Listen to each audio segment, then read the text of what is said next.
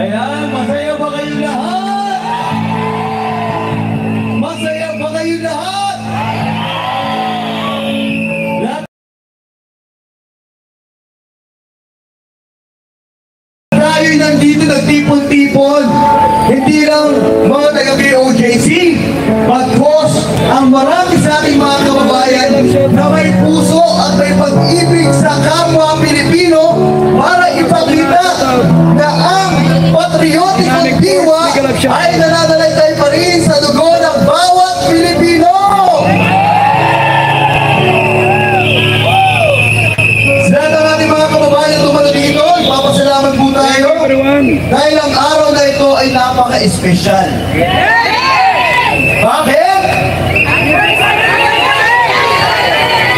Ito ang ika-30 na anibersaryo ng pagkatatag ng Kingdom Nation!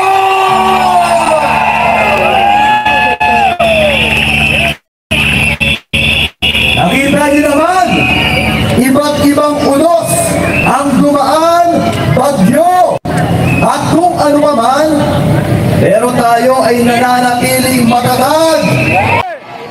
Hindi natin papayagan yan. Kaya sigaw ng taong bayan, Marcos Resign!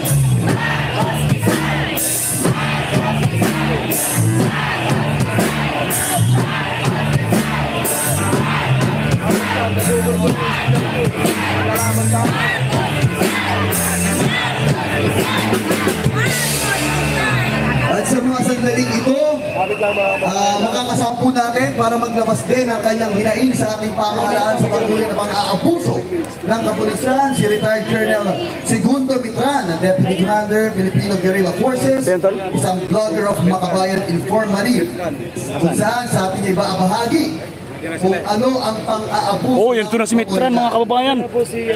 Ayan, ayun na si Colonel Mitran, mga kababayan. Ayan na, mga kababayan. Ayan, Colonel Mitran. O, sabi ko sa inyo eh. Ayan na, Colonel Mitran. Ito na po, mga kababayan. Okay, magandang hapon po sa lahat. Magandang hapon din. Alam niyo po, mula nang pinanganak ako, ngayon pa lang ako magsasalita. Yes! Laban sa gobyerno, laban sa abusado.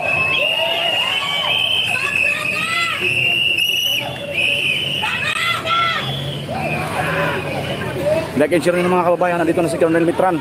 13 years old lang ako noon Nandito ng sa grupo. Upi, Maguindanao. Kaya pala dumami na.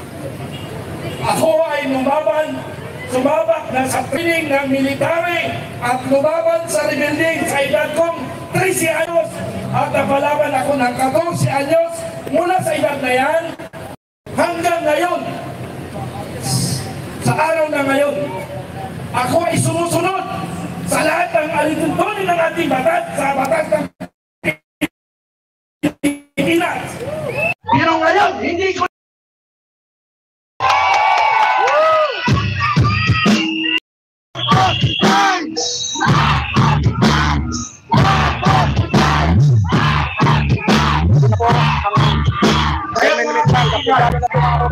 mga kaibigan, hayaan niyo muna ako magsalaysay para magiging credible ang aking sasabihin na walang halong plastic, walang halong ano pa man.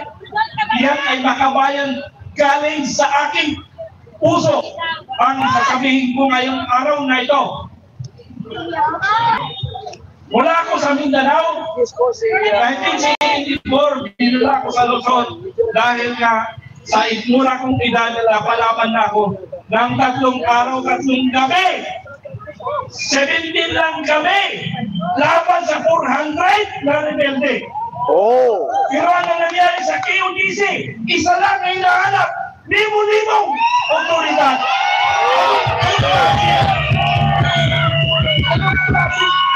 Anong klaseng sundalo na ng pulis? Biruin mo, isa lang ang kalaban mo?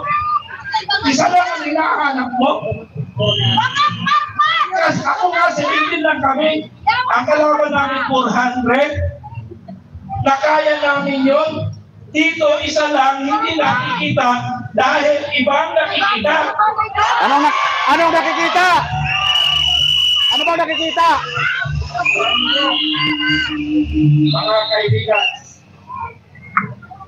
mula nung ako'y nag-aral, sa totoo lang po, bibigyan ko ng background. Medyo silent lang muna tayo. Dumating ako sa Luzon, nag-aaral ako ng sundalo. Si Colonel Mitran po yan, tama po kayo. Nag-aral ako, naka-assign ako ng Special Forces at saka Scout Leader. Hindi ako nakapag-aral. Sumunod ako sa ating mahal na Pangulo, Ferdinand Marcos Sr. Utang na loob ko yun. Nakapag-aral ako ng tuloy at naging official ako, 1991. Surekat ko na. Nag-retired ako 2014. Sinuportahan natin ang ating kababayan, si Pangulong Digong Duterte. Dumating ng 2022, ako ay nangampanya, naghanap ng mga tao na susuporta si Bongbong Marcos Jr. Umabot kami ng 6 million more or less na membro, sinuporta ko sa kanya. Ginawa ko yan dahil bilang utang na loob at akala ko ang katotohanan ay lalabas. Wala palang katotohanan na lalabas. Doon, hindi ko natanggap yung 6 million na membro ko. Hindi ko natatanggap yung sinasabi lang na budol. Pero but I considered that budol word na after 2 years, ito na ngayon. Nabudol nga talaga. 6 million na wala. Naghirap yung aking mga tao. Ako ang pinagmumura. Dahil ako ang nag-kumbinsi sa kanila sa pagbabago. Wala palang pagbabago makikita tayo ngayon. Abuso ang nangyayari sa ating bayan.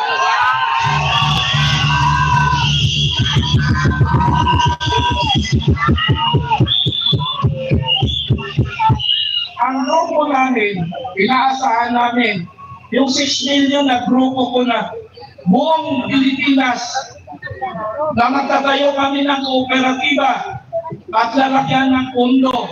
Ang iba nagsanda ng bahay, ang iba kung ano pang ginawa ng utang. Sabi ng isang commander ko sa Bisaya, sabi niya, sir, nagbago ng buhay ko. Agad, nagbago ng buhay ko. Akala ko nga nagbago ng buhay nila kasi naghirap na siya. Dahil nga sa pangako. Ang kausap ko dito, para malaman nyo, before the election, si Mr. Martin Araneta. Sumunod, ang kausap ko na dito na nakaupo, yung hindi pala natin nababahin yun, sa limpusa lang sa Mindanao, si Secretary Lagdamillo. Yan ang mga kausap ko. Lumipas ng panahon, April 9, yung masaklap. April 9, mga kaibigan. Kami ni Kapindano. Sino nakakilala kay Kapindano? Ito! Sino nakakilala? Bakit ako hindi nyo kilala? Kilala ka namin! Colonel Mitran! Colonel Mitran! Colonel Mitran! Kasi matagal yun na akong hinahamon. Pumunta dito. Yun! Sabi ko kailangan pumunta ko maraming tao. Yun! Marami na ng tao. Hinamon ako sa aking vlog. Ang dami ng ibutan, hinamon bakit hindi ako pupunta. Ako ang pinauna si Captain Dado. Dito, kung kilala nyo na si Captain Dado, ang unang sumigaw na Marcos resign sa military. Retired. At pangatlo ako, after General Macalas. Kilala niyo si General Macalas? Yes! Pangatlo ako, tatlo kami NUP. Vloggers, ano NUP? Mini uniform. Personnel. Ano po, yun po namin. Bakit ako lumitaw? may utang na loob ako sa Marcos. Kaya ako nagsalita sa harapan ng Pilipino dahil hindi ko na nakakayanan ang nangyayari sa Davao. Na kung saan, tatlo na lang kami magkakapatid na natitira. Ang dalawa kong kapatid nasa Tagum City at ang aking mga pinsan nasa Davao. Tinatanong ko anong nangyayari. Sabi niya, sir, pinsan, mukhang dito yata sa Mindanao ang pagmumulan na magiging problema ng ating bansa. Ang sagot ko naman sa kanya, hindi natin maiiwasan yan kung totoo talagang darating tayo yan. Ang ating Panginoon ang magbibigay ng katotohanan na ang Mindanao, sa Mindanao, sana huwag magbumula ang ating problema. Sana magkakaintindihan tayo. Pero sa nakikita ko ngayon, nangyari sa KOGC. Biruin nyo, isa lang yung hinahanap. Thank you, sister. Ang daming pulis. Ang daming pulis na pumupunta. Narinig mo ba sa panawagan ni Supremo? Panawagan ni Supremo ni Kapindado, disband the Philippine National Police. Kaya ba kayo? Kaya! Kaya! I-report natin ang Philippine National Police doon sa mga involved, especially involved doon sa pagpasok sa KOGC. Mali yung ginagawa. At may narinig ako ngayon na maraming kapulisan nag-uusap-usap na sila. Saan ba tayo? Sa katotohanan ba? Sa kabutihan? Kasamaan! Saan ba tayo? Sabi nila. Saan sila? Dapat kabutihan tayo. Hindi na tama. Para bang ang tingin sa atin, para bang wala na may silbi na isang mamayang Pilipino. Tingnan nyo ang sitwasyon. Isang sibilyang kinakausap ang pulis, nakagano na pulis. Para bang walang kwenta tayo para sa kanila. Pero ang sinasabi ko nito, ang sinasabi ko mga kaibigan, tungkol lang ito sa mga involved na pulis na hindi alam yung tama at mali. Commander ka, hindi mo alam ang tama at mali. Okay, alam niyo ba si General Torre, no? Si General Torre, alam niyo ba? Mga kasama? Nakita niyo na ba? Ha? Nakita niyo na ba na mayroon siyang persona ng grata? Yes! Persona ng grata? Calbayog City, Samar! Mayroong persona ng grata, si Dan Kernel. Nelson ba pangalan? Torre. Hindi kakalimutan. Nelson. Mayroon siyang persona ng grata sa Calbayog City. Ayaw nila papasukin si Dan Kernel Torre dahil palpak na commander.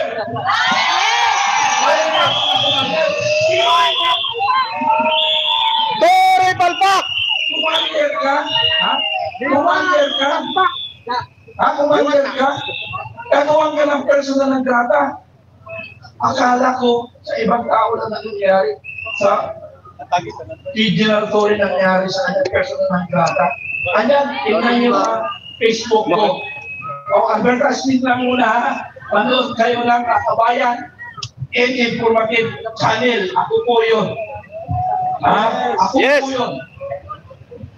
At kayong mga Pilipino, nasaan man lugar kayo, sulok ng Pilipinas, mayroon akong mga commander.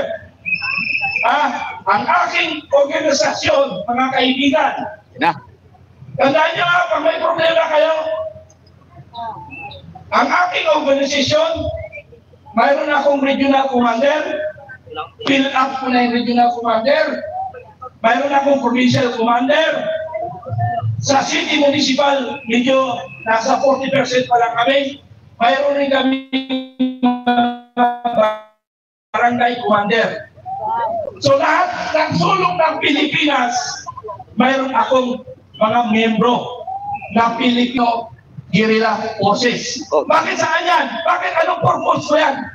Ang purpose ko kasi, nalaman niyo naman, ang West Philippine Sea, nagkagulo. Baka sakaling pumutok ang gera. Ano ang ginagawa ng ating mga congressman, senador, o gobyerno? Anong inaatupag nila? Alam niyo ba kung anong inaatupag nila? Ha? Anong ginagawa sa inquiry? Congress inquiry? Hearing dito, hearing Pag dito. nagtatanong sila ng korupsyon, akala mo digino nila! Yes! Ako sila ang nanakaw! Magnanakaw! Magnanakaw! Magnanakaw! Magnanakaw! Magnanakaw! Magnanakaw! Magnanakaw!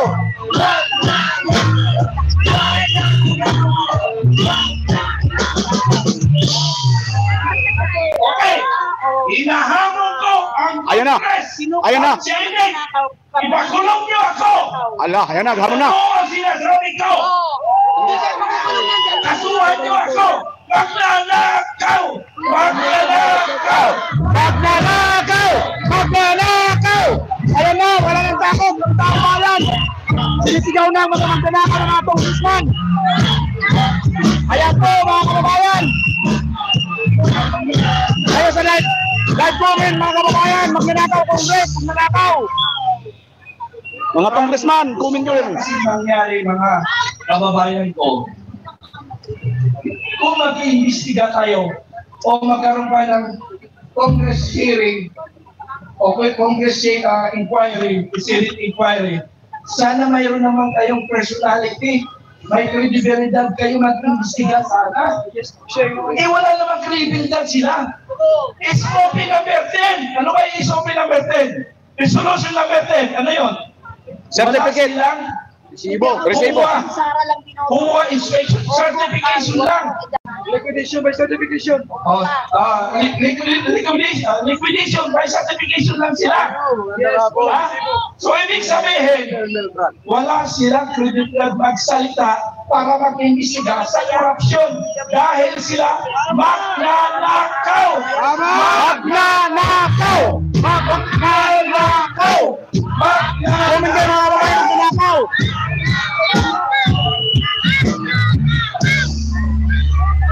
Okay. Ubos na ang pera ng bayan. Pag nagkataon, maubos ang kawan ng bayan, mapaparis tayo sa bansang ano? Myanmar. Naghihirap ng Myanmar, naubos na. Dahil sa puro pagnanakaw. Ano? Gusto ko, sana pag umikot ang mundo, umikot ang panahon, na mawala ang ating nakaupong Pangulong ngayon. Sana tayong lahat laban sa magnanakaw! Yes! Laban sa magnanakaw! Laban sa magnanakaw! Laban sa magnanakaw! Laban sa magnanakaw! Laban sa magnanakaw! Laban sa magnanakaw! Okay. Asahan namin na magkaisa tayo. Nanay Dontol. Laban sa magnanakaw. Laban sa akusado. Iyan kaya ako lumitaw dito. Kaya ako nagsalita. Oops! Galing kayo tsura dito. Walang ganunan. Ha? Bangag na, bangag na! Sa totoo lang, hindi ba ako nagsasalitang bangag, ibangat. Kasi parang hindi ko pa kaya tanggapin. Pero parang napipilitan na rin ako magsalita ng bangag. Pero ang hingin namin, dapat magpa-drug test. Drug test! Drug test! Drug test! Drug test!